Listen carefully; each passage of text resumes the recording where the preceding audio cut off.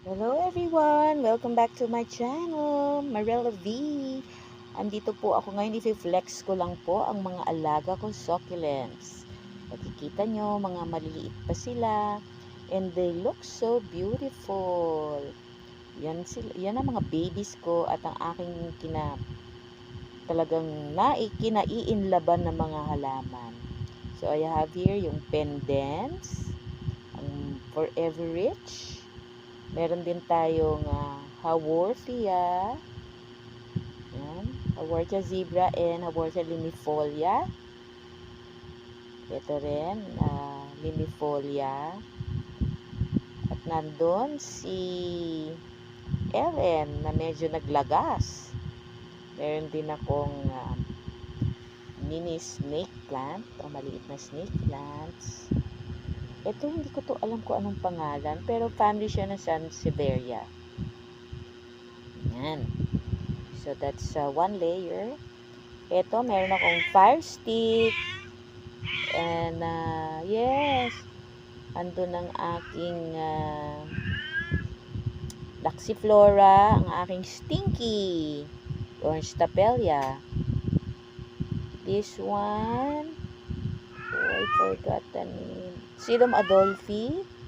Then, meron tayong, ayun, ang mabait na Beltana. We also have Arunpe. Ito mga Echeveria, hindi ko na maalala kung ano ang pangalan niya. Green ice yata. Ice cream? O basta yan. O Amabile. Ulit, yan si Arunpe. Ayan ang ating Lilasina, ang Ghost Echeveria. We also have our Sedum Adolphi. Adolphi nga ba yun? Ito, isa pang mabait na ng favorite ko. Si Francesco Baldi. Yan, mga Echeverias na iba-ibang klase na hindi ko na alam ang pangalan. Basta, binili ko sila dahil ang nagagandahan ako, yung color nila, blue. Yun.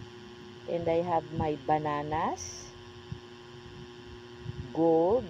Echeveria Marble Gold. Ang Darly Sunshine. Yan, ang napakabait. Marble Gold ulit. Ang ganda. Nakaka-inlove. Sila, hindi na sila ganun kakulay kasi hindi na sila sa lowland eh. And then I have my Mendoza. Balik tayo kay ang Purple Delight, and I have the Ghost Plant. Mabait din yan. Let's see what else do I have here. Ghost Plant, Ghost Plant. Still the Ghost Plant. I love Ghost Plant, sa totoo lang. And this one is the Purple Delight. So, yan lang po ang aking alaga. Salamat sa panonood. Bye!